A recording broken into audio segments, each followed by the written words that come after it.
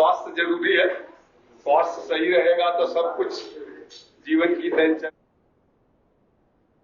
स्वस्थ कर लेंगे, जैसा आपने दिखाई है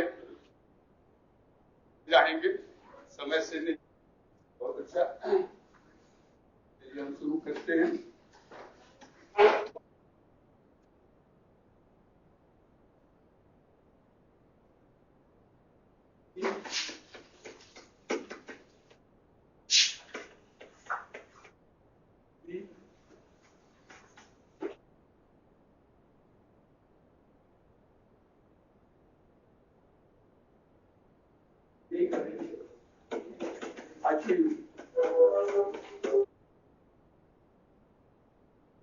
What mind can conceive and believe, it must be achieved.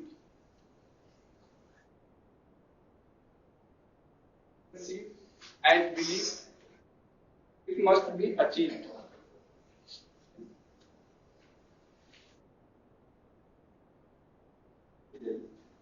तो मस्तिष्क जो कुछ भी सोचता है या विश्वास करता है,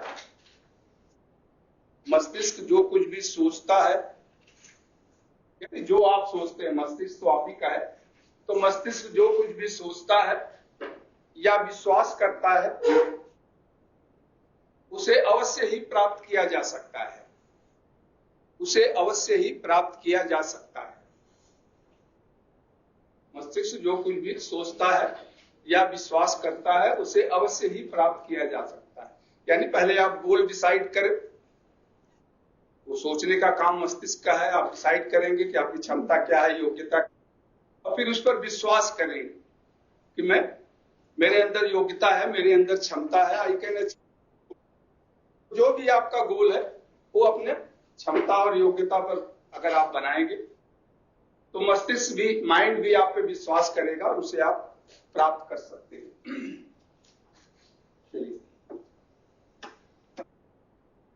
outcome,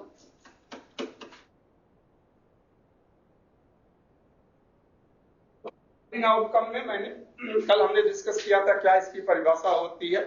learning outcome, what the learner should able to know, understand and do after the completion of any training program which can be expressed in terms of knowledge, skill and competency। तो एक तरह से ये जो learning outcome, ये आपके performance यानी आपकी योग्यता है। ये आपकी योग्यता है कि आप किसी कार्य को किसी प्रशिक्षण अवधि के समाप्ति पर उस स्तर तक जो आवश्यक है कर। इसके बाद हमने इसकी कैरेक्टरिस्टिक्स देखा था, क्या है, 4-5 कैरेक्टरिस्टिक्स है। ये नॉलेज को ही बताता है, स्किल को ही बताता है, ये आपके डिजायर पे डिपेंड करता है, डिजायर लर्न्स पे डिपेंड करता है, और ये एक तरह से लर्निंग आउटकम है या आउटकम बेस्ड लर्निंग। अब जो इंस्टीट्यूट आउटकम बेस्ड लर्निंग है उनकी 3 विशेषताएं भी होनी चाहिए जो हम कल डिस्कस किए थे। उनमें कंसिस्टेंसी हो, उसमें अकाउंटेबिलिटी हो और असेसिबिलिटी हो। तो ये 3 उनकी विशेषताएं हैं जो आउटकम बेस्ड लर्निंग चलाते हैं। इसके बाद हमें आती है कि अगर आपको लिखना पड़े कि लर्निंग आउटकम को कैसे, गाइडलाइंस क्या है, तो क्लियर एक्सपेक्टेशन कि लर्नर को क्या करना होगा या किस लेवल का प्रदर्शन करना होगा जिससे यह दृश्यगत हो जाए या यह दृष्टिगत हो जाए कि उसने आवश्यक दक्षता प्राप्त कर लिया है। तो क्लियर एक्सपेक्टेशन हो कि आपको क्या करना है। ऑब्जेक्टिव में भी हम यही कहते हैं कि आपको क्या करना है वो स्पष्ट है। दूसरा है परफॉर्मेंस का लेवल।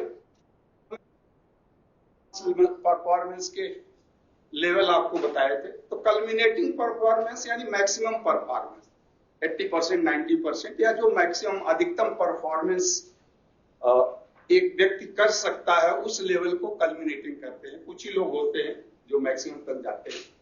दूसरा जो होता है इसेंशियल यानी अति आवश्यक, इसे हम कहते हैं एक तरह से ये मैग्निफिसेंट यानी जो जरूरी है। एंड वेरी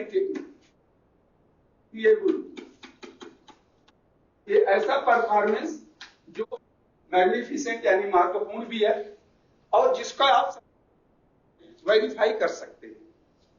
अब सत्यापन आप कैसे, सत्यापन का वही 3 तरीका है। इट मस्ट बी क्लियर,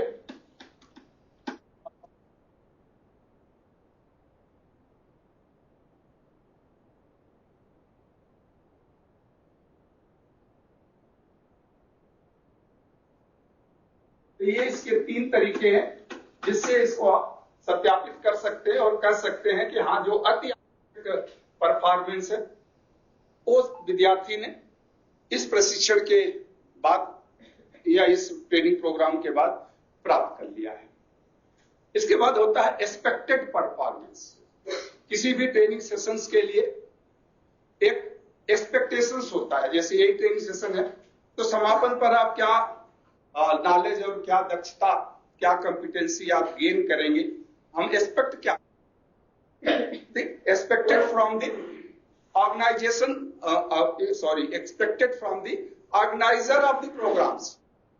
जो उस प्रोग्राम को बनाते हैं उनके माइंड में क्या होता है कि इस प्रोग्राम के समापन पर विद्यार्थी क्या दक्षता और क्या ज्ञान प्राप्त कर लेगा, उसे हम एक्सपेक्टेड परफॉर्मेंस लेवल तक आपने प्राप्त कर लिया तो वो एक्सपेक्टेड परफॉर्मेंस होता है। मिनिमम परफॉर्मेंस एक तरह से परफॉर्मेंस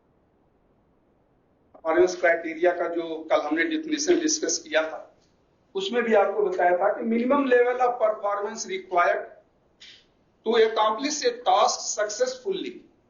तो किसी भी कार्य को या किसी भी प्रशिक्षण को सफलतापूर्वक पूरा करने के लिए कम से कम जिस कार्यकुशलता की आवश्यक है, कम से कम जिस कार्यकुशलता की आवश्यक है उसे हम मिनिमम परफॉर्मेंस या परफॉर्मेंस क्राइटेरिया भी कहते हैं, जो कल हमने डिस्कस किया था डेफिनेशन के लास्ट में लर्निंग आउटकम के बाद। ये परफॉर्मेंस क्राइटेरिया तो मैंने आपको बताया था कि उसमें नॉलेज भी है, स्किल भी है, कोर स्किल भी है, जिम्मेदारी भी आपकी है, तो वो सब उस पार्ट्स उसमें आ जाता है, वो हम डिस्कस कर चुके हैं। और लो परफॉर्मेंस या अंडर परफॉर्मेंस, सफल नहीं हुए प्रशिक्षण के उपरांत आपने एग्जाम दिया, जैसे यही है, देखिए अगर 50% से कम मार्क्स आया तो आपको फेल डिक्लेयर किया जाता है, या प्रैक्टिकल में 60% से कम आया तो वो लेवल डिसाइड किया, मिनिमम लेवल डिसाइड किया गया कि मिनिमम आपको प्रैक्टिकल में 60% लाना होगा। तो वो मिनिमम लेवल ऑफ परफॉर्मेंस है कि after completion of any course या training programme the learner was not able to attain the minimum level of performance, not able to attain the performance criteria। जो performance का मानक था उस मानक को आप प्राप्त नहीं कर सके तो उसे हम कहेंगे अंडर परफॉर्मेंस। ये 5 कैटेगरीज जो मैंने कल आपको बताया था, तो ये 5 कैटेगरीज है। इसके बाद है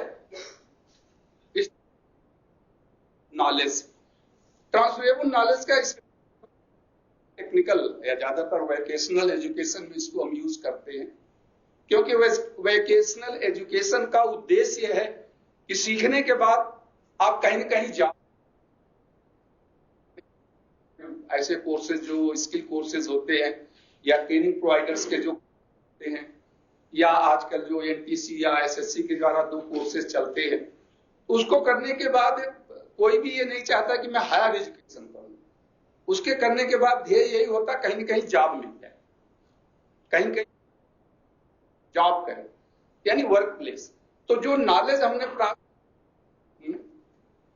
क्या वह पर्याप्त है कार्य प्लेस पर काम करने के लिए, या एक कार्य प्लेस से दूसरे कार्य प्लेस पर आप जा रहे हैं, यानी अपना स्विच ओवर कर रहे हैं, शिफ्ट कर रहे हैं, तो क्या वहां पर वो पर्याप्त है जो आपके पास? इसे कहते हैं ट्रांसफरेबल स्किल, यानी जो ज्ञान आपने कक्षा में प्राप्त किया है क्या उस ज्ञान का पूर्णतया स्थानांतरण वर्क प्लेस पर हो जाता है या नहीं हो जाता है, इसे कहते हैं ट्रांसफरेबल स्किल। इसके लिए बहुत से फैक्ट्स हैं, कंसिडरेशंस हैं, वो उसको वो जो ऑर्गेनाइजर्स हैं उसको ध्यान में रख। इसीलिए देखिए यहाँ पे भी फील्ड ट्रिप या फिर इंडस्ट्रियल विजिट, ये सब इसके पार्ट ही है कि जिससे कि आप वहां पर काम करें तो पहले से कुछ आपको अनुभव हो।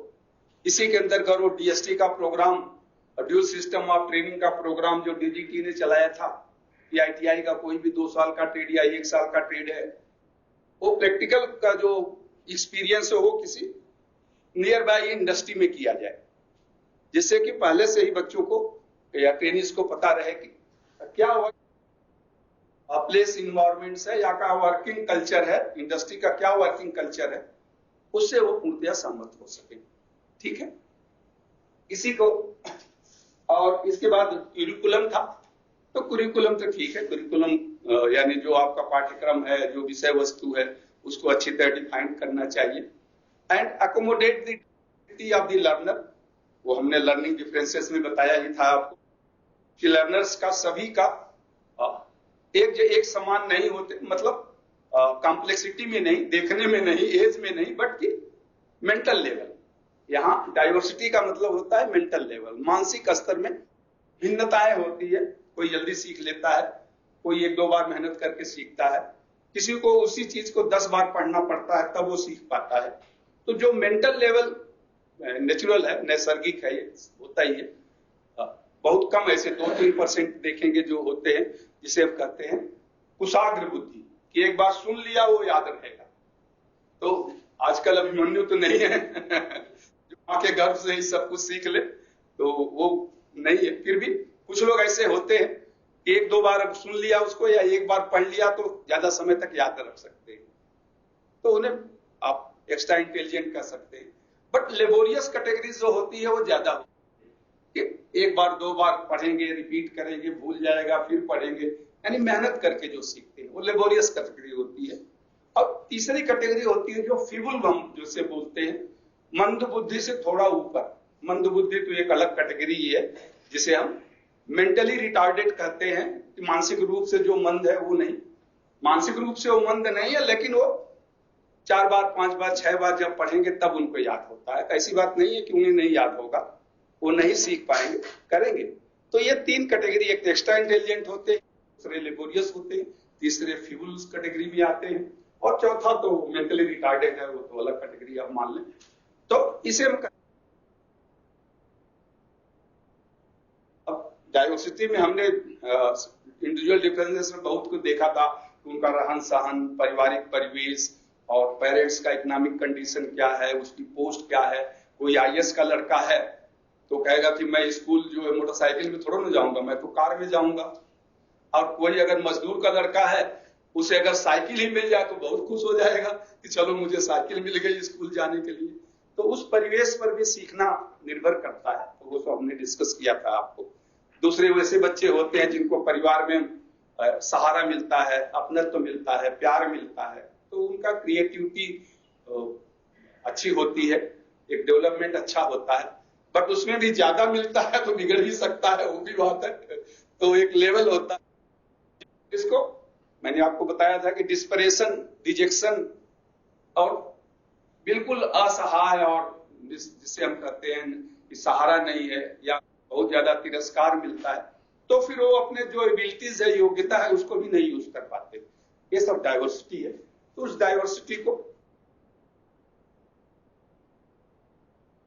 अपना सिलेबस देखें, मैंने पहले भी लिस्ट किया था, तो सिलेबस में देखें ये सब पॉइंट के अनुसार कि लर्निंग आउटकम पहले डिफाइंड होता है, फिर उसके बाद परफॉर्मेंस क्राइटेरिया आता है, परफॉर्मेंस फिर स्किल के एलिमेंट्स हैं और नॉलेज के एलिमेंट्स हैं। अब उस नॉलेज के एलिमेंट्स में क्या क्या पढ़ाना, आपको week wise simple to complex, सरल से कठिन की तरफ वो दिया गया है। उसी तरह से उसी के रिलेटेड प्रैक्टिकल एक्सपीरियंसेस हैं। इन सबको पढ़ाने के लिए जो आपका एक लेवल क्या चाहिए, वो आपका एक पूरा प्रोसेस होता है, जिसे हम कहते हैं लर्निंग प्रोसेस। उस लर्निंग प्रोसेस के बाद आपने वो परफॉर्मेंस प्राप्त कर लिया कि नहीं, उसका असेसमेंट होता है। तो असेसमेंट के लिए असेसमेंट की क्राइटेरिया, असेसमेंट का मानक डिसाइड किया गया है। तो वो पूरा वक्त सिलेबस करें, उसमें एनएसक्यूएफ के अनुसार प्रोग्रेशन पाथ क्या है, अकुमुलेशन एंड क्रेडिट के लिए क्या है, एग्जिट एंड एंट्री बिहेवियर कहां और कैसे है, वो सब आपके सिलेबस में। कोई भी आप सिलेबस आप एनएसक्यूएफ अलाइंड सिलेबस ले लें तो देखिए उसी सीक्वेंस में सब होगा, जिस सीक्वेंस में ये हमने आपको बताया है। तो उसमें ज्यादा डिस्कस करने की जरूरत नहीं है। चलिए अब हम आते हैं लर्निंग आउटकम का एनाटॉमी, यानी लर्निंग आउटकम को 3 भागों में बांटा जा सकता है।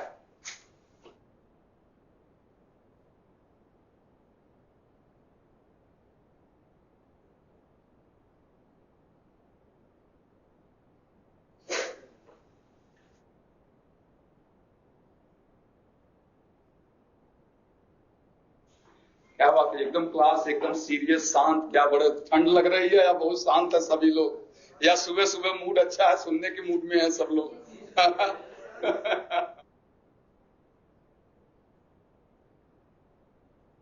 क्या लेवल है? अच्छी बात है, टेस्ट तो इसीलिए लिया जाता है।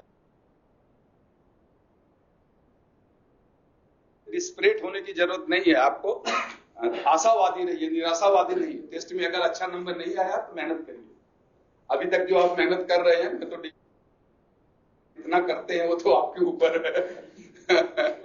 वो तो है, हमारा काम है कह देना, अब करना या नहीं करना तो आपका। हाँ। नहीं, कुछ तो रटने का है, मैं नहीं कहूँ बिल्कुल रटने का नहीं है।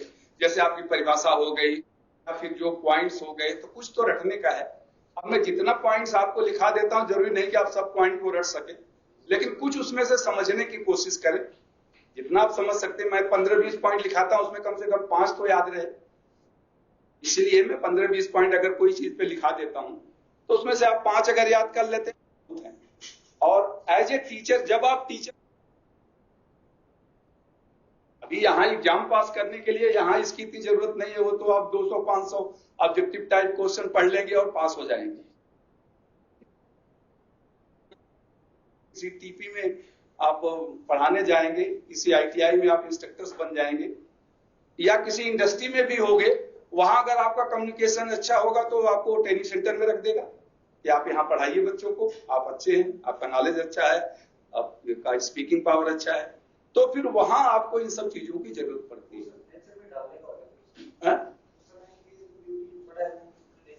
हाँ, नेचर में होना चाहिए। देखिए, वही बात होती है कि एक होता है टीचिंग, एक तो पढ़ा देना, एक होता है इन्वॉल्वमेंट इन टीचिंग।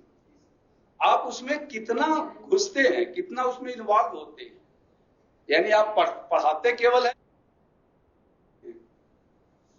मुझे अरे मेरा क्लास है यार, चलो, जैसे हमने देखा, मैं नहीं कहूंगा, बहुत जगह टीचर हैं बैठ के बहस कर रहे हैं, अरे ज्यादा हो गया, चलो क्लास में जाना है। अब उन्होंने देखा ही नहीं क्लास में क्या पढ़ाना है, या था क्या शुरू करना बच्चों, अच्छा हाँ चलो वहां से शुरू कर दिया, तो वो क्लास नहीं होता है। आप उसी चीज को 10 बार 100 बार भी पढ़ाए हैं, सैकड़ों बार आप पढ़ा चुके हैं, लेकिन क्लास में जाने से पहले अगर एक बार आप, तो आपका सीक्वेंस 50% तो फिर याद नहीं रहेगा आपको। चाहे आप टेक्निकली देख लें, चाहे आप ओम्स लॉ की परिभाषा ही देख लें, कुछ अब परिभाषा है जैसे ये तो रटने वाली चीज बोलती है, लेकिन जो अगर प्रोसेस है, डिस्क्रिप्शंस है, वो अगर आप नहीं देखेंगे, नहीं पढ़ेंगे एक बार जाने से पहले, तो बहुत सी चीजें उसमें मिस हो जाती हैं। फिर आप बाद में कहते हैं अरे यार, वो जब आप प्रिंसिपल पे चले गए, प्रिंसिपल के बाद आप कार्यविधि बता रहे हैं, प्रिंसिपल में तो वो छूट गया पॉइंट, तो फिर आप वापस जाते हैं, just jumping from point two point. तो वो फिर विद्यार्थी का जो माइंड होता है वो डिस्ट्रैक्ट होता है, डाइवर्ट होता है। तो ये डिपेंड करता है, यही साइकोलॉजी तो मेन है। मन के, वही कहते हैं ना, मन के हारे हार है, मन के जीते जीत है। तो मन में आप क्या सोचते हैं कि मुझे पढ़ाना है, ये मेरी एक ड्यूटी है। अगर आप ड्यूटी समझ के पढ़ाएंगे तब तो वो पढ़ाना नहीं होगा। अगर आप अपनी जिम्मेदारी और अपना भूमिका, मतलब रोल है मेरा, अंतर मन से आएगा होगा। मुझे देखिए, मैं रिटायर्ड हो गया यार, क्या है, गवर्नमेंट पेंशन दे रहे,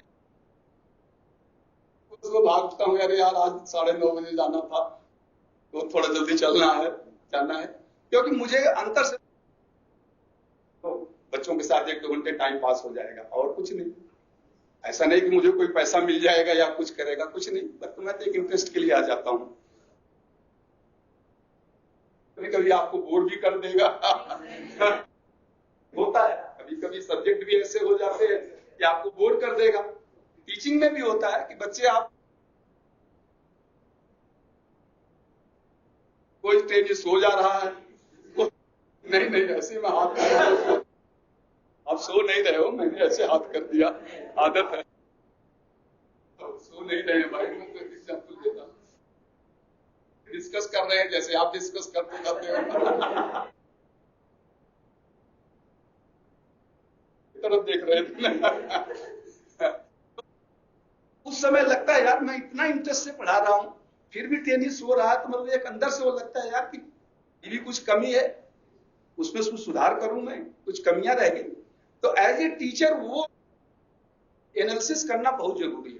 बहुत बार आप बहुत अच्छे से तैयारी कर, रिस्पॉन्स वैसा नहीं मिलता है जैसा मिलना चाहिए। ठीक है, टेनिस का अपना लेवल है, वो अपने तरह से सोचते हैं, और फिर वहां डाइवर्सिटी भी तो है, सभी लोग तो नहीं समझ पाएंगे जो आप बता रहे हैं। सभी डाइवर्सिटी को लेके आपको चलना पड़ेगा, और ये एक दिन में नहीं होता है, जैसा मैंने पहले दिन बताया था आपको। धीरे धीरे जब 1 साल 2 साल आप पढ़ाते हैं, रीड करना कर देते हैं कि यार अब बच्चे थोड़ा बोर हो रहे हैं, तो कोई चलो मोटिवेशनल स्टोरी या मोटिवेशनल कहानी या 5 मिनट थोड़ा ट्रैक से कुछ और डिस्कस कर लीजिए। तो फिर वो आपको पता चल जाता है कि अब टेनिस जो है ज्यादा सुनने के मूड में नहीं है। तो होता ही है, ह्यूमन नेचर है, तो उसमें फिर आप वो कर सकते हैं। तो ये जैसा आपने कहा कि कुछ तो रखने की, जैसे बट एज ए टीचर जो मैंने पहले लेसन में आपको बताया था, और फिर उसी का हर जैसे टीचर के लिए उसके एक अपना रोल मॉडल होना चाहिए, उसकी जिम्मेदारियां हैं। केवल आप क्वालिफिकेशन कर लेने से, तो क्वालिफिकेशन कर लेने से आप इंस्ट्रक्टर बन जाएंगे, जॉब तो आपको मिल,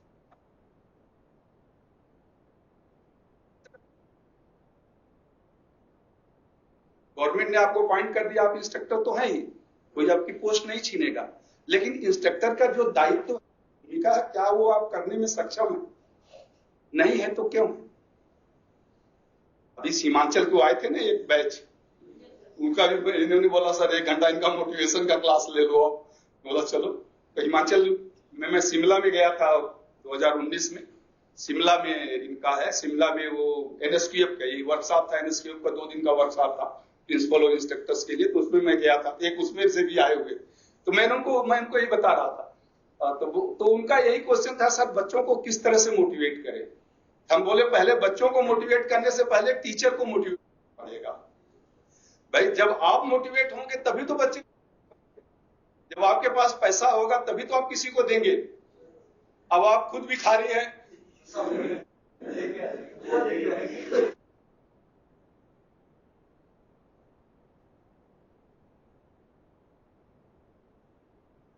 मंदिर में जाते हैं, कहीं जाते हैं, चेंज नहीं है, देखिए 100 या 200 का नोट है, 10-5 रुपया चेंज नहीं है, कोई भिखारी गया तो भाग जाओ यार, मांगते रहते हो तुम लोग। अब कभी हमारी है कि हमारे पास चेंज नहीं है, अब उसको कहेंगे सर चेंज नहीं है, तो कहेगा सर दे दो। मैं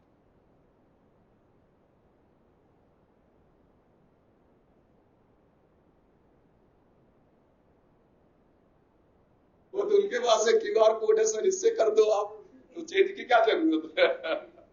तो ये सब है, इसलिए क्योंकि इसका कोई डेफिनेट परिभाषा, टीचर आप कैसे बनेंगे समय के साथ, समय सबसे बड़ा शिक्षक है, ये कहा गया है। बट ऐसा नहीं कि ये कला आप सीख नहीं सकते हैं, ऐसा नहीं कि जमजात नहीं है, समय के साथ तो होता। मैंने तो पीओटी की ट्रेनिंग भी नहीं किया है, अगर आप देखें तो मैं एलिजिबल ही नहीं हूं पीओटी पढ़ाने के लिए, और इतने सालों से पीओटी मैंने कोई सीआईटीएस का कोर्स नहीं किया है। मैं एक बेसिकली इलेक्ट्रिकल इंजीनियर हूं, एमआई किया है, वो भी पूरा आप कहेंगे कि प्रॉपर इंजीनियरिंग नहीं है। तो ठीक है, एक इंटरेस्ट मुझे था, शुरू किया धीरे धीरे धीरे धीरे। शुरू में ऑब्जेक्टिव क्या होता है, लेसन प्लान, जो एक्सपर्ट्स थे ट्रेनिंग अफसर्स में उनसे ही मैं पूछता था, तो फिर अपना मैंने बनाया होता। तो ठीक है, ये डिपेंड करता है आपको सर्कमस्टांसेस पर, सिचुएशंस पर, और आपके इंटरेस्ट पर। मेन चीज है, अगर आपका इंटरेस्ट है तो जा कि मैं एक अच्छा इंस्ट्रक्टर बनूं, मैं एक अच्छा टीचर बनूं, तो अवश्य आप बनेंगे। अब अगर ITI में या कहीं नहीं बन पाए तो आप एक YouTube चैनल पे अपना खोल दीजिए। अगर आपके अंदर कम्युनिकेशन क्षमता है और आप कुछ कह सकते हैं तो देखिए YouTube पर एक से एक मोटिवेटर्स हैं जिनका लाखों में फॉलोअर्स हैं, वो है। तो ऐसे बहुत से है, तो ये डिपेंड करता है कि आप में अंदर क्या क्षमता है, जिधर इंटरेस्ट है वही करें। जरूरी नहीं कि सभी लोग टीचर ही बन जाएंगे, पर जिधर इंटरेस्ट है, जिधर आपका इंटरेस्ट टेक्निकल में इंटरेस्ट है, कम्युनिकेशन में इंटरेस्ट है, तो सोशल सर्विस में इंटरेस्ट है, जॉब में इंटरेस्ट है, जहां जॉब तो खैर करना ही है कुछ न कुछ, तो जो भी आपको है तो उस जॉब की तरफ जाए। चलिए अब आ जाते हैं वापस। लर्निंग आउटकम जैसा हमने डिस्कस किया, इसको 3 भागों में बांटा जा सकता है। तो पहला है एक्टिव वर्क। एक्टिव वर्क तो आप जानते ही हैं। एक्टिव वर्क क्या करता है?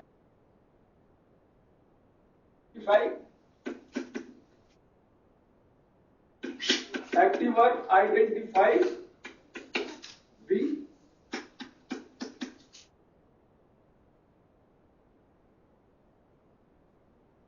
to be demonstrated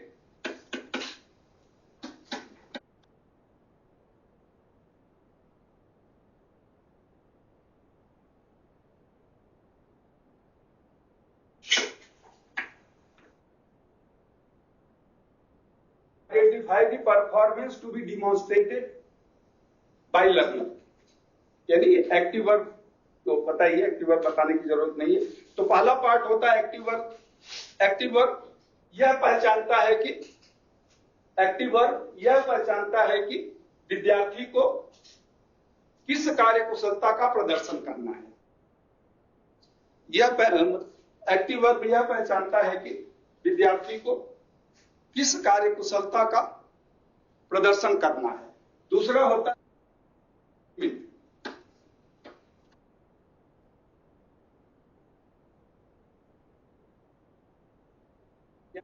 सीखने का कथन। Specify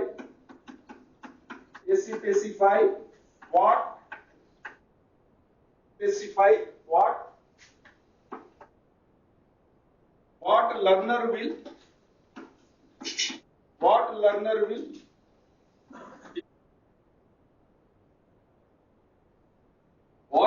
will perform, what learner will demonstrate,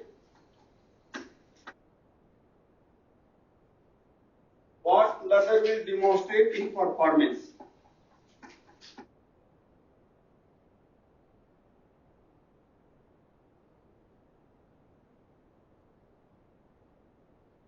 learning statement इसे कहते हैं सीखने का कथन।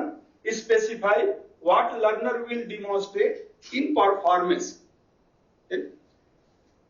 यह सुनिश्चित करता है, सीखने का कथन यह सुनिश्चित करता है कि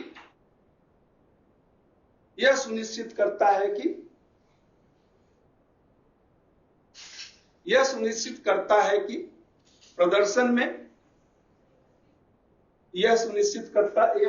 सीखने का कथन यह सुनिश्चित करता है कि प्रदर्शन में विद्यार्थी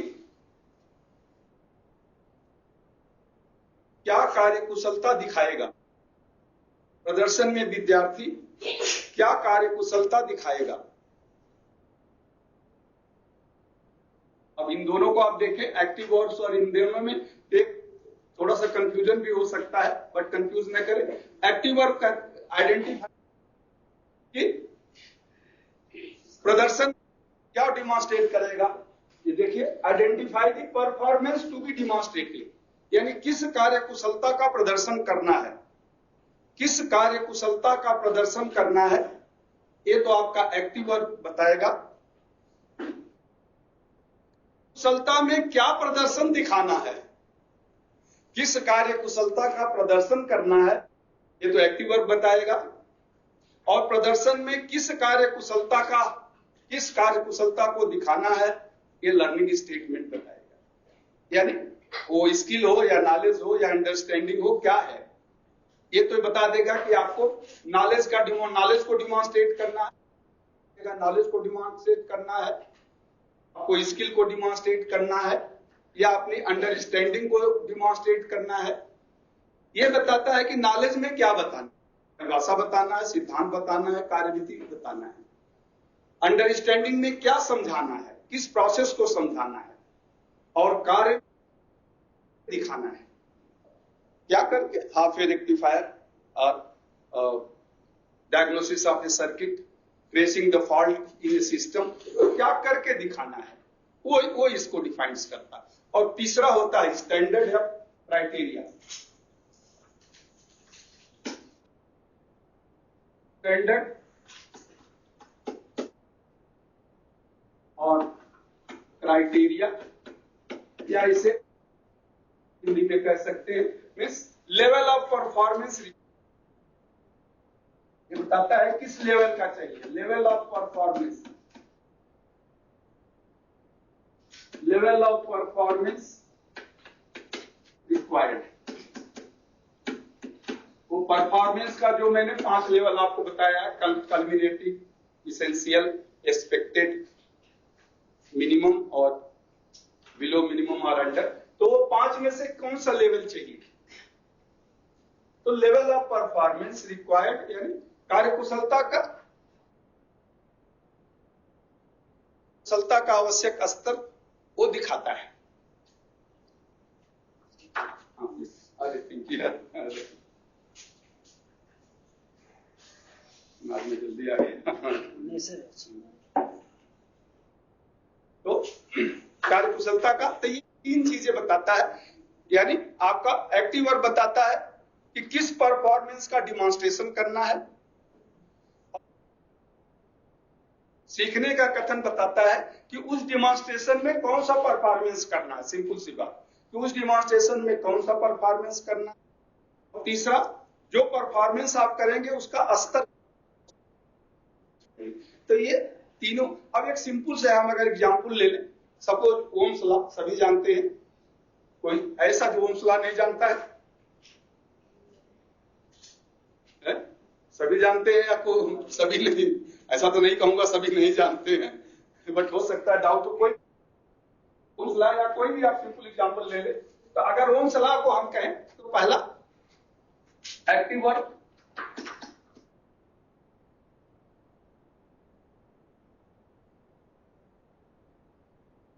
लर्निंग स्टेटमेंट,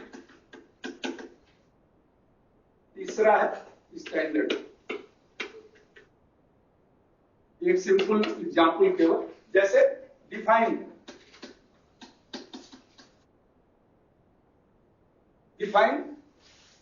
ओम्स लॉ, ये आपका है डिफाइन। अब यहां लर्निंग स्टेटमेंट है, और यहां पे अब उसकी जो परिभाषा, किसी बंद परिपथ में 2 बिंदुओं के बीच बहने वाली धारा उन बिंदुओं पर लगाए गए विभवांतर के समानुपाती होती है, जबकि भौतिक अवस्थाएं जैसे ताप, दाब स्थिर रहे। तो ये टोटल परिभाषा है। मैं बहुत बार पूछता हूं लोगों, तो लोग बताते हैं सही कि 2 बिंदुओं के बीच बहने वाली धारा लगाए गए विभवांतर के समानुपाती होती है, लेकिन धारा कब बहेगी? जब बंद परिपथ होगा। तो आपको शुरू करना है बंद परिपथ। In any close circuit, current flowing between is directly proportional to the potential applied at that point, provided the physical factor like humidity, pressure and resistance। तो ये कंप्लीट परिभाषा है। अब आप इस लेवल, ये लेवल है कि परिभाषा मतलब पूर्ण परिभाषा आपको बता। एक्टिव वर्ब करता है कि डिफाइन करना है, ये तो केवल कह दिया कि आपका परफॉर्मेंस है कि ओम्स लॉ की परिभाषा बता देना है, कि ओम्स लॉ की परिभाषा आप बता दो। अब उस गलत है या सही वो अलग बात, बट ये कहेगा कि होना चाहिए, कुछ छूटना चाहिए। आपने कह दिया कि रेसिस्टेंस स्थिर है, वो नहीं कहा तब भी गलत है।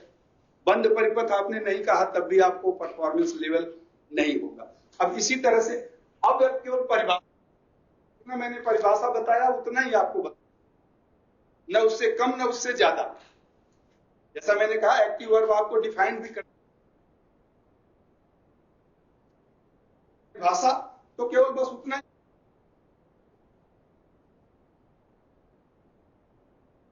तो यहां आपको आप ओन सलाह को एक्सप्लेन कर आ गया।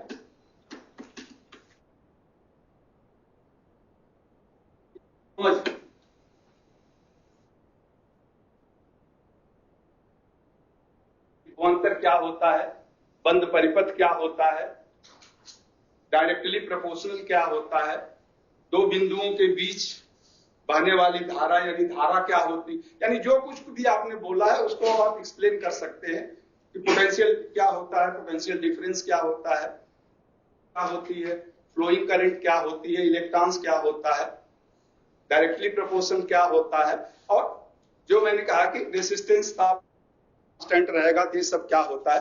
अब यहां आप उन्हें एक्सप्लेन करना है, आपको डिस्क्राइब विवरण बताना है कि जो जो कुछ भी आपने परिभाषा में बताया था विवरण बताएंगे। तो ये आपका स्टैंडर्ड हो गया। अब ये स्टैंडर्ड ये तो कहेगा कि विवरण में विभवांतर की क्या होता है, विभव क्या होता है, यानी पोटेंशियल क्या है, पोटेंशियल डिफरेंस क्या है, डायरेक्टली प्रोपोर्शनल क्या है, सर्किट क्या है, तो वो सब आपको बताना होगा। दूसरे शब्दों में कहिए अंडरस्टैंडिंग हो गया, ये नॉलेज है, ये अंडरस्टैंडिंग हो गया। अब मैं इसी को कहूंगा डिमॉन्स्ट्रेट।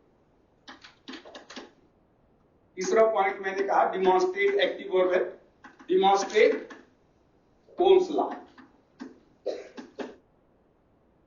यहां ओम्स लॉ की परिभाषा थी, यहां ओम्स लॉ को आपने एक्सप्लेन किया, अब यहां ओम्स लॉ को सत्यापित करना है, डिमॉन्स्ट्रेट करना है। यहां आपको पूरा पोटेंशियोमीटर्स, एक रियोस्टेट पोटेंशियोमीटर, ए मीटर, वोल्ट मीटर्स, और फिर वो ग्राफ बना के जो आप स्टैंडर्ड में जो आप ग्राफ बनाएंगे, यहां जैसे वोल्टेज है और एक करंट है और रेजिस्टेंस कोई भी वैल्यू आप ले लेंगे, रेजिस्टेंस कांस्टेंट आरसी। अब उसमें जैसे जैसे पोटेंशियल मीटर से आप वोल्टेज बढ़ाते जाएंगे वैसे वैसे ए मीटर वोल्ट मीटर वोल्टेज दिखाएगा और ये मीटर आउटपुट में जो धारा बह रही है रेजिस्टेंस में, वो एक ग्राफ आप खींचेंगे। वो ग्राफ मैंने उल्टा बना दिया, सॉरी, ग्राफ ऐसा आएगा, ऐसा आएगा, ये तो नहीं, ये तो गलत हो गया, ये वोल्टेज है और ये आएंगे, तो स्ट्रेट लाइन आएगा बीच से। तो लर्निंग आउटकम जो हमने शुरू किया था कि तीन चीज बताता है कि विद्यार्थी क्या ज्ञान प्राप्त कर लेगा, क्या समझ प्राप्त करेगा और क्या करने में सक्षम होगा। वो तीनों देखिए इसमें, डिफाइन यानी ज्ञान हो गया, डिस्क्राइब यानी समझ हो गया, डिमॉन्स्ट्रेट यानी करके दिखाना। तो इन तीनों को आप मिला दे तो ये एक्टिव वर्ब, सॉरी, ये आपका लर्निंग आउटकम हो गया। इस तीनों को आप मिला दे तो ये आपका लर्निंग आउटकम। किसी भी कार्य को आप डायोड ही ले ले कि डायोड की परिभाषा बताना, तो डायोड को आप फॉरवर्ड बायसिंग में जोड़ दे और कैसे करंट फ्लो हो रही है वो समझाना, तो वो आपका वो अंडरस्टैंडिंग हो गई, यानी ये कंप्रीहेंशन, यानी आपने समझा दिया। अब किसी डायोड का फंक्शन, जो diode as a rectifier, diode as a rectifier आप उसको डिमॉन्स्ट्रेट करिए ऑसिलोस्कोप के द्वारा, हाफ ए रेक्टिफायर बना के ऑसिलोस्कोप के द्वारा उसको डिमॉन्स्ट्रेट कर दीजिए कि diode is working as a half a rectifier, तो वो आपका डिमॉन्स्ट्रेशन हो गया। तो वो फिर अब इन तीनों को आप मिला दें, देखिए तीनों का अलग ऑब्जेक्टिव है। आप डायोड डिफाइन करेंगे तो एक ऑब्जेक्टिव होगा, डायोड को एक्सप्लेन करेंगे, डिस्क्राइब करेंगे, एक ऑब्जेक्टिव हो गया, diode as a rectifier demonstrate करेंगे तो ये तीन ऑब्जेक्टिव हो गए। तीनों ऑब्जेक्टिव को जब आप मिला देंगे तो वो लर्निंग आउटकम होगा, वो फिर आपका लर्निंग आउटकम होगा, यानी ये परिणाम को बताता है और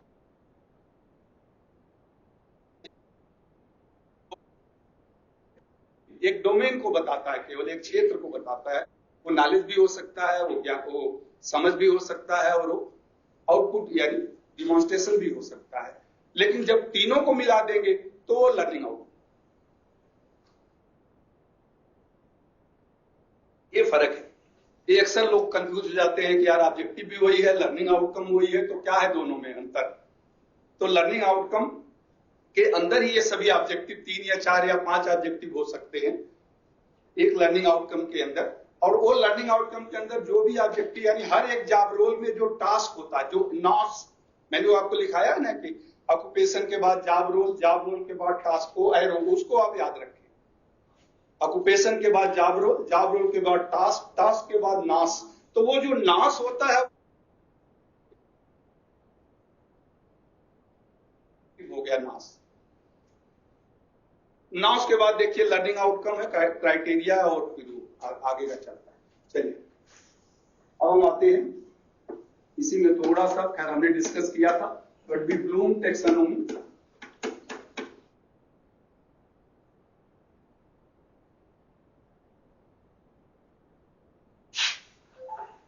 तो ब्लूम्स टेक्सोनोमी मैंने चौथे चैप्टर में आपको बताया भी था कि ब्लूम टेक्सोनोमी क्या है, बट 1950 में Bloom's has defined that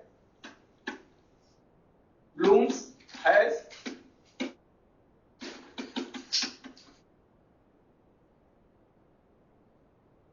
there are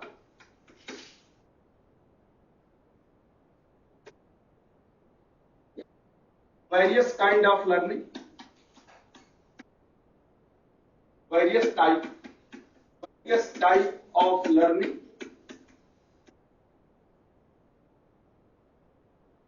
Each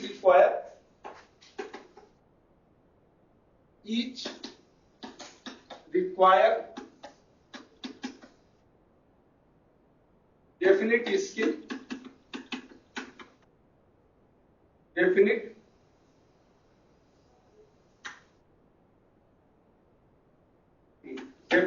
skill to acquire it,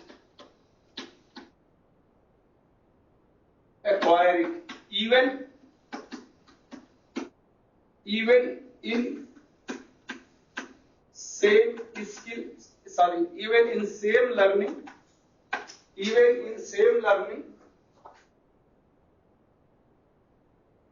different level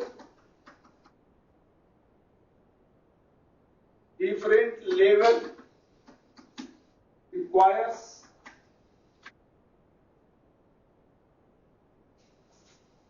different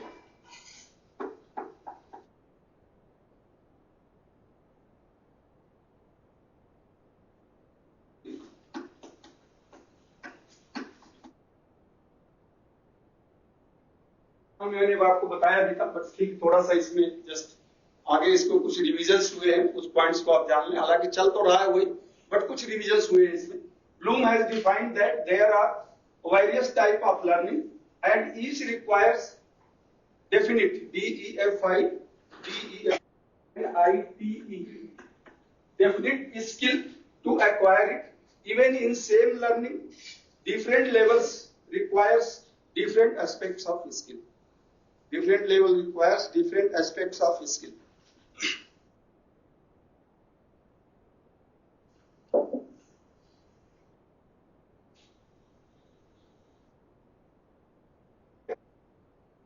Bloom के अनुसार सीखना कई प्रकार का होता है। ब्लूम के अनुसार सीखना कई प्रकार का होता है। सीखना कई प्रकार का होता है और प्रत्येक सीखने के लिए प्रत्येक सीख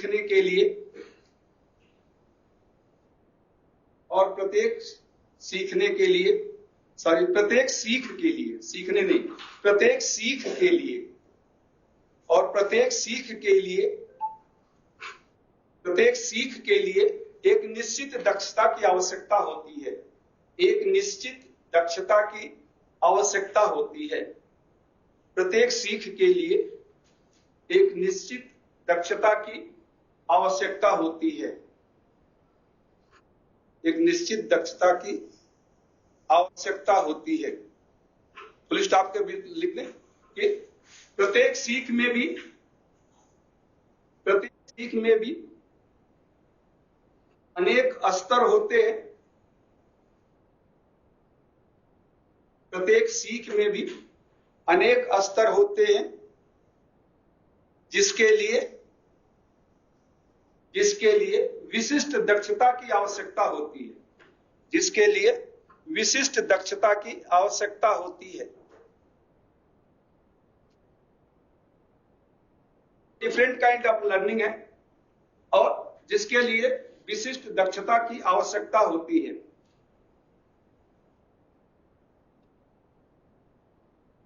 क्या है?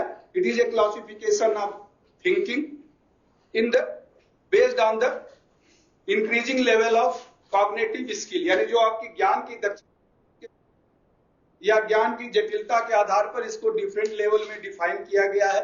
एक ये स्किल 3 प्रकार के होते हैं, जो मैंने पहले भी आपको बताया था। Cognitive skill,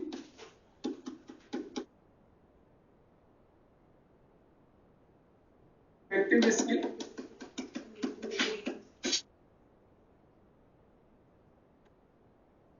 motor skill.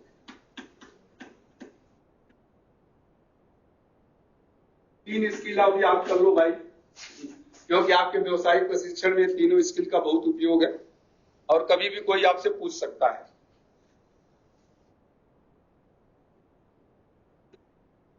तीन स्किल मैंने पहले दिन ही आपको बताया था कि हम जो ITI 3 स्किल होती है। ज्ञान की दक्षता, व्यवहार की दक्षता और कार्य की दक्षता। कॉग्निटिव यानी ज्ञान जो माइंड से कनेक्टेड है, अफेक्टिव यानी स्किल जो इमोशंस एंड फीलिंग से, आपके व्यवहार से। या ज्ञान की दक्षता, व्यवहार की दक्षता और मैं आपको चौथे पॉइंट लेसन में बताया था। तो कम से कम ये 3 जरूर आप याद रखें कि हम व्यवसायिक प्रशिक्षण में जो ITI में दिया जाता है, वोकेशनल ट्रेनिंग है, उसमें ये 3 तरह की दक्षता दी जाती है। यानी स्किल जो आपको सर्टिफिकेट मिलती है NCVT की, वो इन 3 के लिए मिलती है।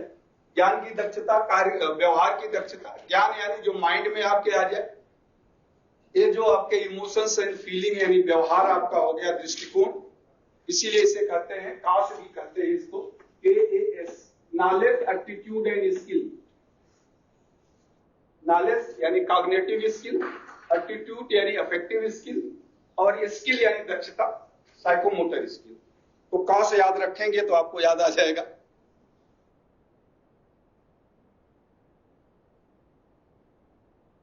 अब इन सबके 6 भाग है, वो हम 6 भाग पे बात आते हुए मैंने बताया भी था कि सभी का सिंपल टू कॉम्प्लेक्स की तरफ, सरल से कठिन की तरफ 6 भाग है।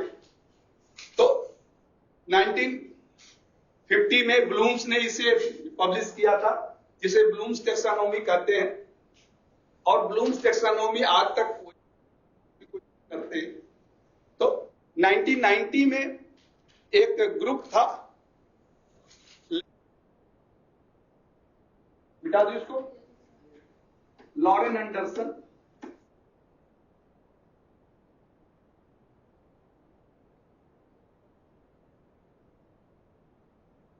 इन्होंने, लॉरेन एंडरसन एक ब्लूम्स का ही, बेंजामिन ब्लूम्स का एक स्टूडेंट था। तो कहते हैं कि गुरु गुरु रह गए और चेला आगे निकल गया, शक्कर हो गया। तो उसी तरह से ये इनका शिष्य था और इसने फिर ब्लूम्स इनके साथ काम किया 10 साल 12 साल। इसने फिर रिवाइज करना शुरू किया ब्लूम्स को, ब्लूम्स टेक्सानोमी को, और 2001 में उसने रिवाइज्ड ब्लूम टेक्सानोमी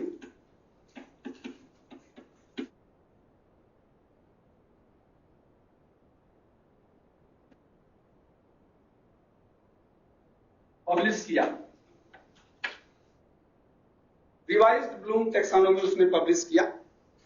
सिस्टम वही है, बट इसने कहा कि जैसा कि ब्लूम्स ने भी कहा था, it is a classification of thinking level, हमारे सोचने की जो सरल से लेके कठिन की तरफ या सरल से लेके कॉम्प्लेक्सिटी की तरफ जाता है। तो सोच है, तो सोच तो ये क्रियाशील अवस्था है, एक्टिव। सोच स्थिर तो नहीं रह सकती। आप कुछ भी सोचेंगे वो गतिमान चलता, कुछ सोचना शुरू करें, देखें एक के वो स्थिर नहीं रहेगी सोच कभी भी। तो सोच हमेशा एक डायनेमिक,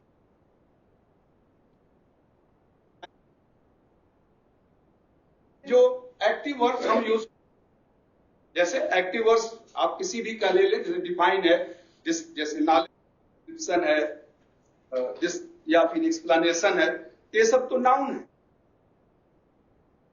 जो ब्लूम्स ने यूज किया था क्राइटेरिया, वो नाउन है, तो उसने नाउन को एक्टिव में चेंज कर दिया।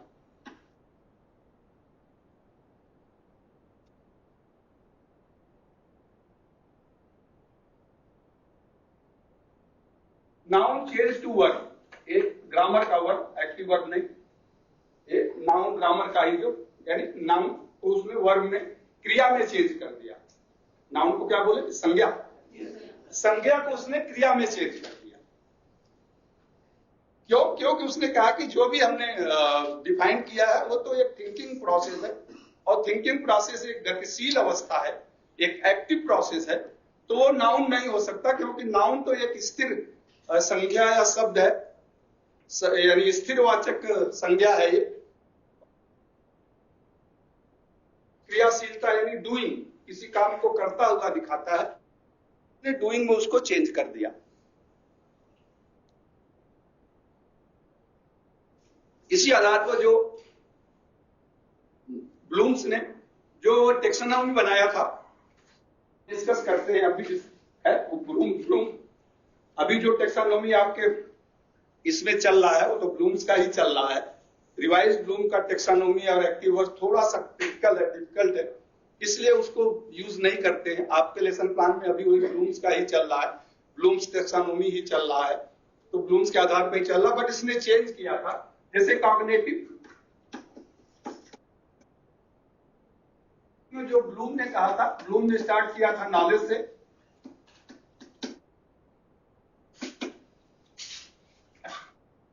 नॉलेज के बाद कंप्रीहेंशन,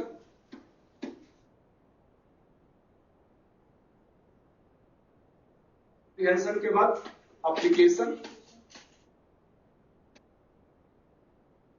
एनालिसिस, सिंथेसिस और इवैल्यूएशन।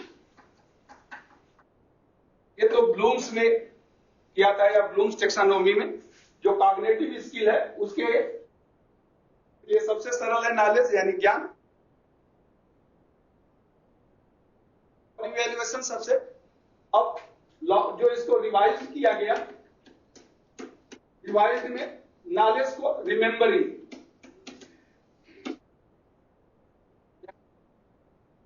किया गया, रिमेंबरिंग, अंडरस्टैंडिंग,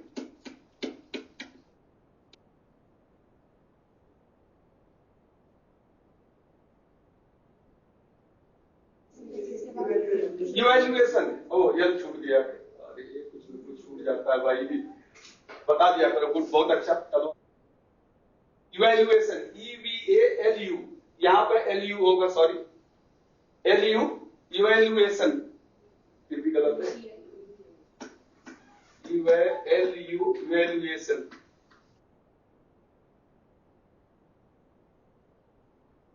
इवैल्यूएशन मूल्यांकन, ये मैंने आपको ऑलरेडी लिखाया है, उसमें चौथे यूनिट में आप जाएंगे तो कौन, तो ये एप्लीकेशन को अप्लाई, एप्लीकेशन को अप्लाई, एनालिसिस को एनालाइजिंग, और इसके बाद सिंथेसिस को सिंथेसाइजिंग नहीं करके उसने यहां इवैल्यूएटिंग कर दिया, इवैल्यूएटिंग, और इवैल्यूएशन को क्रिएटिंग। तो ये उसने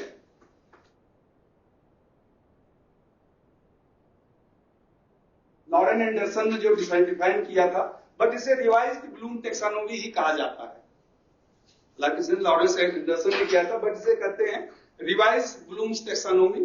तो ये रिवाइज्ड, मैंने इसीलिए यहां लिखा है, ये रिवाइज्ड है, और ये जो ओरिजिनल, बट चलता यही है, बट कभी कभी आपके ऑब्जेक्टिव में आ जाता है कि इस पार्ट का, जैसे कंप्रीहेंशन का रिवाइज्ड ब्लूम टेक्सोनॉमी क्या है, लॉरेन एंडरसन का नाम तो नहीं आता है, बट रिवाइज्ड ब्लूम टेक्सोनॉमी क्या है वो आ जाता है।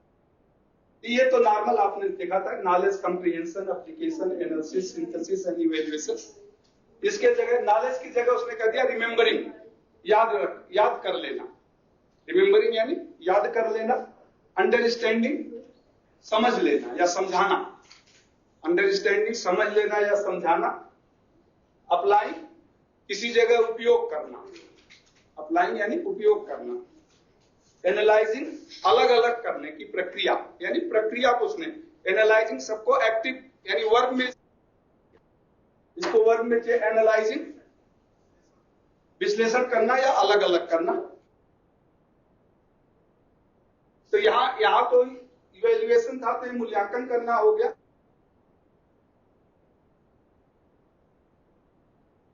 गतिशीलता उसने दिखा दिया कि एक गतिशील कार्य है, ये एक तरह से आप कहिए गतिशीलता को डिफाइन करता है। और यहां इसने चेंज कर दिया, यहां सिंथेसिस की जगह उसने क्रिएटिंग और इसको इंटरचेंज कर दिया कि आप विच्छेदन के बाद पहले मूल्यांकन करेंगे, मूल्यांकन के बाद तब कुछ नई चीज बनाएंगे। कोई किसी चीज को आप अलग अलग करते हैं तो आपको कमियां पता चल जाती है, यानी मूल्यांकन करते हैं उसको और फिर उसमें आप सुधार करते हैं या कोई नई चीज बनाते हैं। तो उसने कहा ये क्रिएटिंग यानी सृजन करना या बनाना, सृजन करना या बनाना, इवैल्यूएटिंग यानी मूल्यांकन करने की प्रक्रिया। तो ये इसका है, इसे कहते हैं revised Bloom taxonomy, Anderson revised Bloom taxonomy, और ये है ओरिजिनल ब्लूम्स टेक्सोनोमी। कभी कभी आता है, कोई पूछ सकता है, एग्जाम में भी आ सकता है या कहीं कोई भी दिया। ब्लूम्स टेक्सोनोमी तो आप जानते हैं, अब रिवाइज्ड ब्लूम टेक्सोनोमी क्या है, तो just for the sake of knowledge ये आपको होना चाहिए। और ये आपके उसमें भी है, आप इसमें जाएंगे, ये आपका ये भारत स्किल भी क्वेश्चंस में एक दो क्वेश्चन शायद इसमें है, पहले था, अब है कि नहीं मैंने देखा नहीं है। तो ये है ब्लूम्स टेक्सोनोमी का क्वेश्चन जरूर होगा, क्योंकि इंपॉर्टेंट पार्ट है आपका।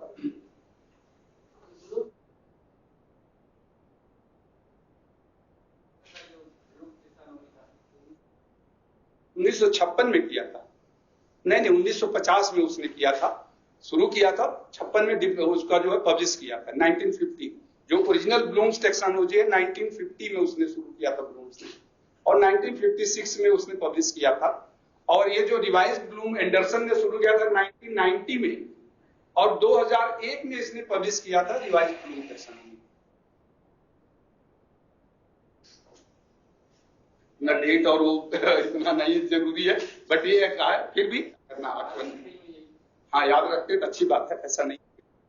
बट ये है कि ये रिवाइज्ड ब्लूम जो टेक्सोनोमी है, इसको आप याद रखें कि इसके जगह ये, इसके जगह ये, इसके जगह ये कर दिया गया, ये आपको याद रखना है। दूसरा है अफेक्टिव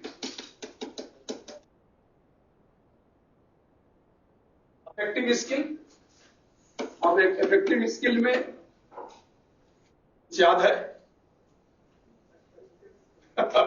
नहीं, उसके 6 स्टेप, अफेक्टिव स्किल के भी तो 6 स्टेप है, कुछ याद है, कुछ नहीं याद है।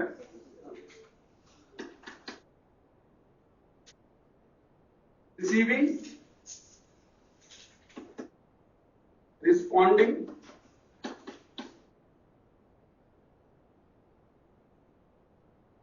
evaluating,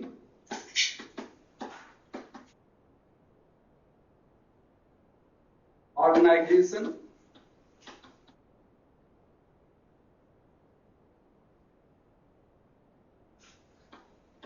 articulation,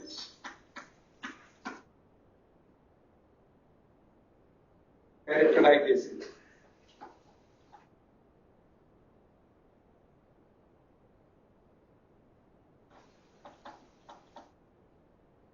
ये मैंने चौथे यूनिट में आपको बताया है, कोई बात नहीं। कभी कभी थोड़ा सा पीछे जैसे अपने जिंदगी में झांकते हैं ना कि 2 साल 4 साल पहले मैंने क्या किया था, तो कभी कभी अपने पीछे जो लिखा है उस पर भी झांक दिया करिए। वैल्यूएटिंग नहीं, वैलिडेटिंग नहीं, evaluating, VALU, sorry, evaluating, VALU, evaluating यानी वैल्यू उसका निर्धारण करना।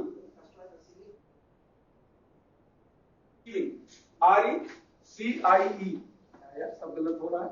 CIE receiving, receiving. दूसरा है रिस्पॉन्डिंग, तीसरा है valuating, organising, organisation, articulation and characterisation.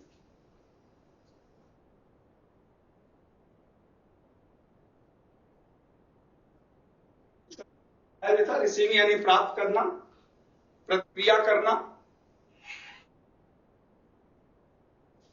किसी चीज को प्राप्त करना, प्रतिक्रिया करना, मूल्यांकन करना, ऑर्गेनाइजिंग यानी व्यवस्थित करना या क्रमबद्ध करना,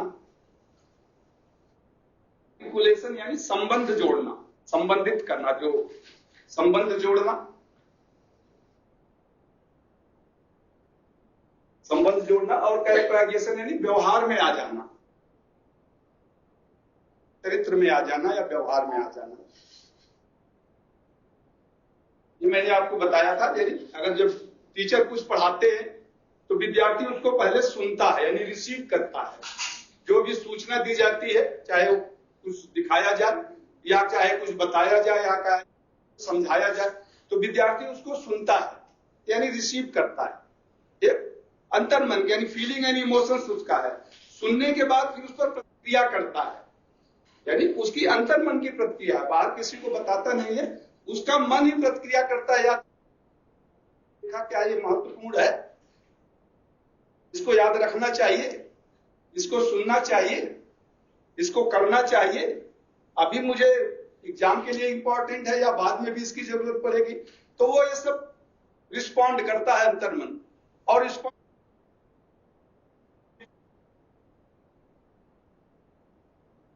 उनका वो मूल्य निर्धारण करेगा। यानी इसमें इंपॉर्टेंस, यह सूचना सबसे इंपॉर्टेंट जरूरी है, इसमें से एग्जाम में आ सकता है तो इसको जरूर पढ़ना है, इसके बाद ये सूचना है, इसके बाद ये सूचना है। तो उसका वो मूल्य निर्धारण यानी उसके महत्व को निर्धारित करता है कि जो कुछ मैंने सुना, जो कुछ मैंने देखा, इसमें मेरे लिए कुछ इंपॉर्टेंस है, कुछ भी नहीं इंपॉर्टेंट है। यहीं बैठे बैठे आप यहाँ, बट अगर आपने अगर सोच लिया कि जो कुछ ये बता रहे हैं मेरे लिए कोई जरूरी नहीं है, तो आप मस्तिष्क आपका कुछ और सोच रहा होगा। किसी दोस्त के साथ आप कहीं नैनीताल या वहां घूम रहे होंगे, तो उसे कहते हैं एब्सेंट माइंडेड, यानी बैठे रूप से यहां नहीं है, शारीरिक रूप से है लेकिन मानसिक रूप से नहीं है। वो अवस्था कब आती है, जब आप 1, 2, 3 अवस्थाओं में कहते हैं कि कुछ भी जरूरी नहीं है सुनना यार, तभी आपको नींद भी आती है, तभी नींद भी आएगी। हाँ ये सुनना जरूरी नहीं है, तो फिर वो माइंड कहेगा जब सुनना नहीं जरूरी है तो यार चलो बाहर तो नहीं जा सकते, बैठना जरूरी है,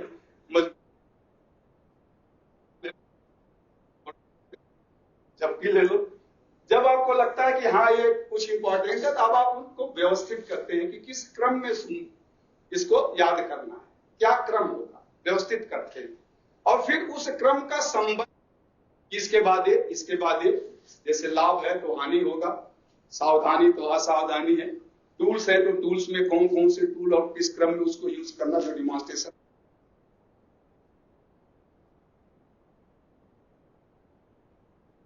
किया कि मुझे ये करना है। अब आप डिसाइड हो गए कि ये आई, तो इस अवस्था को कहते हैं रिसीविंग, मतलब ये अफेक्टिव स्किल है। अब इसमें रिवाइज 3 तो सेम है क्योंकि ये ऑलरेडी एक्टिव फॉर्म में है, ऊपर के तीनों सेम है, receiving, responding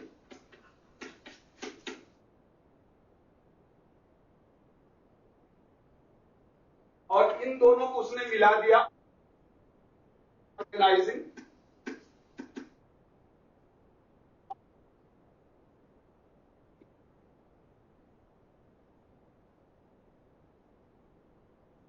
and articulating, organising and articulating, और ये है कंसेप्ट,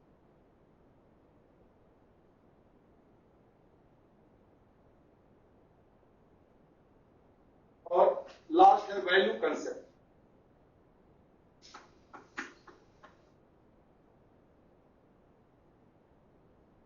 नेट पर आप देखेंगे तो कहीं कहीं ये दोनों एक साथ, जैसे ये दोनों भी एक साथ मिलेंगे, लास्ट वाले दोनों कहीं कहीं अलग है, कहीं कहीं जैसे कंसेप्ट यानी इसी छठवें के साथ दोनों मिल जाएंगे और यहाँ पर ये ब्लैंक मिलेगा, तो कंफ्यूज मत होइए, वो दोनों का एक ही बात मतलब है, एक ही पार्ट है। तो ये रिसीविंग है, सॉरी आर ई रिसीव, अच्छा ये रिवाइज है, वही मैं सोचा गलत हो गया क्या। रिसीविंग, रिस्पॉन्डिंग, वैल्यूएटिंग, ये तीनों सेम है क्योंकि ये भी क्रिया फॉर्म में ही है, इसलिए वो वहां भी कोई चेंज नहीं किया उसने। ये इसको ऑर्गेनाइजिंग है, ऑर्गेनाइजेशन को organising, plating, characterisation, visualising and value concept. तो कहीं कहीं दोनों अलग अलग है, कहीं कहीं एक जगह भी है, बट दोनों चीजें हैं, कंसेप्चुअलाइजिंग एंड वैल्यू कंसेप्ट। ये रिवाइज्ड ब्लूम टेक्सोनोमी है और ये तो ब्लूम का मैंने बताई आपको। रिसीविंग, रिस्पॉन्डिंग, वैल्यूएटिंग, और हिंदी अर्थ वही है व्यवस्थित करना और संबंध बताना, करना और संबंध बताने की प्रक्रिया। एनजी लग गया तो एक्टिव वर्ब हो गया ये, यानी एक एक्टिव हो गया, वर्ब हो गया, तो प्रक्रिया हो गया। कंसेप्चुअलाइजिंग यानी अभिधारणा यानी प्रक्रिया। ग्रहण करने की, कंसेप्चुअलाइजिंग का मतलब होता है ग्रहण करने की प्रक्रिया। सेंसेशन, परसेप्शन, कंसेप्शन चलता है, जो मैंने आपको बताया था सेकंड चैप्टर में साइकोलॉजी ऑफ लर्निंग का, उसका उसमें ये कंसेप्शन भी आया था आपका। तो वैल्यू कंसेप्ट यानी मूल्य निर्धारण, महत्व का, मूल्य नहीं लिखे, महत्व का निर्धारण, महत्व निर्धारण, वैल्यू कंसेप्ट निर्धारण कि किस सूचना का कितना महत्व है, तो उस महत्व निर्धारण उसको बोलते हैं, वैल्यू कंसेप्ट या महत्व निर्धारण। ठीक है, हो गया। ये तीसरा,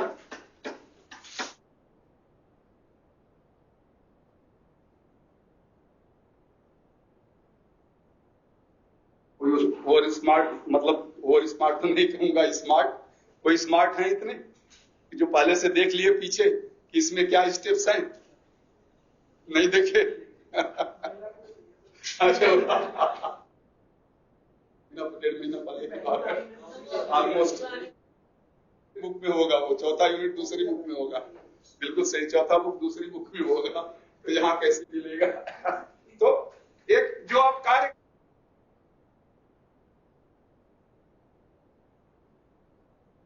पहला नकल करना से इमिटेशन, इमिटेशन,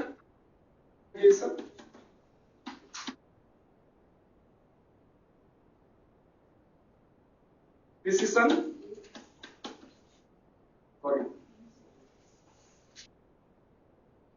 ये है मैनिपुलेशन, एक डिवाइस का इसमें आ गया, मेमोराइजेशन उसमें आएगा। ये है manipulation, imitation, manipulation, precision, adaptation,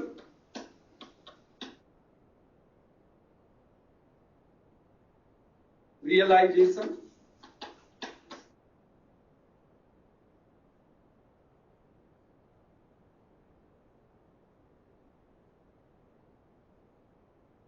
ये 6 अवस्थाएं हैं। Precision, PRECE, PRECESSION, precision. चौथा रियलाइजेशन और नॉर्मलाइजेशन। एक बार आपको ये रटना पड़ेगा क्योंकि ये बहुत महत्वपूर्ण है। 6 स्टेप्स एग्जाम में भी आपके आते हैं और कहीं आप पढ़ाने जाएंगे या कहीं भी, तो जो जिसको पीओटी का नॉलेज होगा वो तो ये रटा रटा आपके पास होगा, जो भी पीओटी का नॉलेज रखता होगा सीआईटीएस का, क्योंकि यही आपको डिसाइड करता है कि जो लेसन प्लान जो इसके बेसिस पर आप डिमॉन्स्ट्रेशन प्लान बनाते हैं, और कॉग्निटिव जो पहला मैंने बताया उसके बेसिस पर आपका लेसन प्लान होता है। और इफेक्टिव इसके लिए कोई अलग से प्लान नहीं होता, वो दोनों के लिए एक तरह से आपका सजेशंस है, प्रिकॉशंस है, वो सब दोनों के लिए वो होता है। तो जैसा कि इमिटेशन का मतलब होता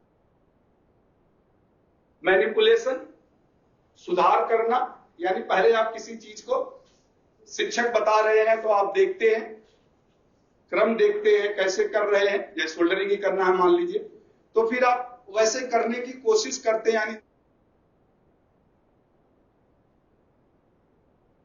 उसको करने की कोशिश करते हैं। पहली बार में बहुत गलतियां हो गई, उसमें आप सुधारने की कोशिश करते हैं, यानी मैनिपुलेशन, हस्त कौशल जिसे कहते हैं, कि आप उसमें सुधार करने की कोशिश करते हैं। प्रिसिशन यानी आप गुणवत्ता के लिए सोचते हैं कि क्वालिटी वर्क मैं करूं, कोई कमी न रह जाए, प्रिसिशन यानी क्वालिटी। एडाप्टेशन यानी ढाल लेना आवश्यकताओं के अनुसार।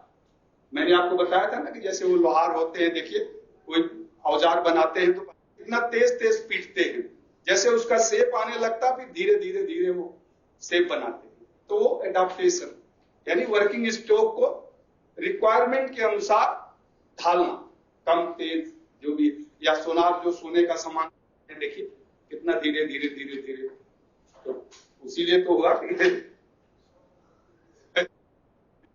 तो उसी पर एक मुहावरा भी आ गया।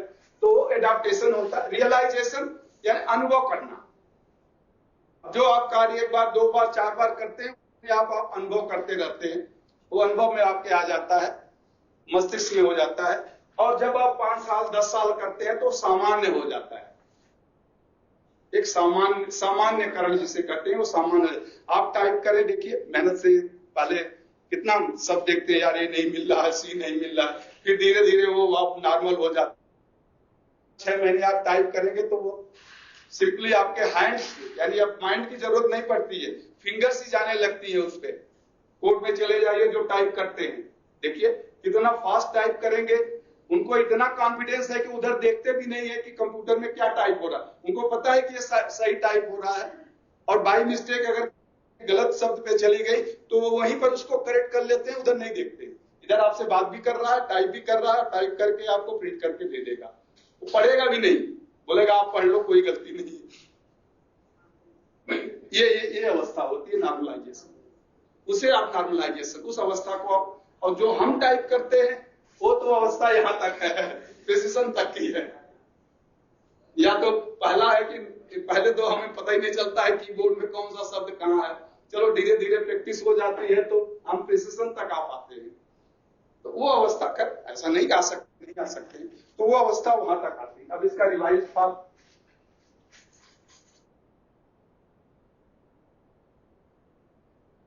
इसका रिवाइज पार्ट इंटरसेक्ट का मतलब ऑब्जर्वेशन, ऑब्जर्विंग, मेमोराइजिंग,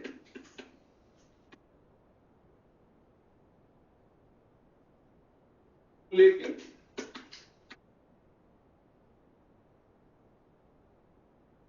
इसका है इमिटेशन का है ऑब्जर्विंग, मैनिपुलेशन का है मेमोराइजिंग, यहां है मैनिपुलेटिंग, सॉरी LATING,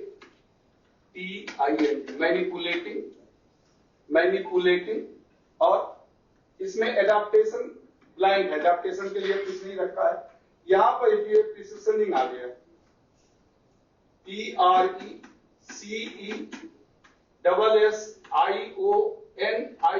प्रिसिशनिंग, जो प्रिसिशन यहां था वो इसको प्रिसिशनिंग, और लास्ट है परफॉर्मेंस,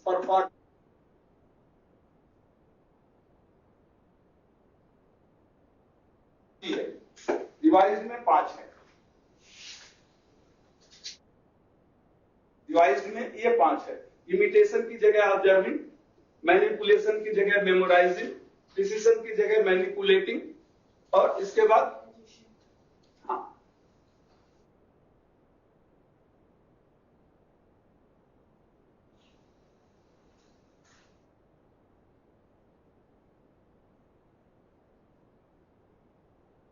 में कुछ नहीं है, यहां पे रियलाइजिंग की जगह प्रिसिशनिंग है, और नॉर्मलाइजेशन की जगह परफॉर्मिंग यानी कार्यकुशलता या कार्य करना।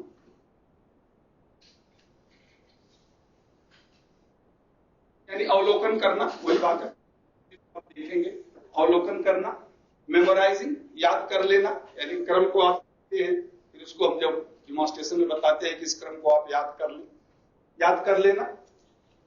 मैनिपुलेटिंग यानी हस्त कौशल सुधार करना,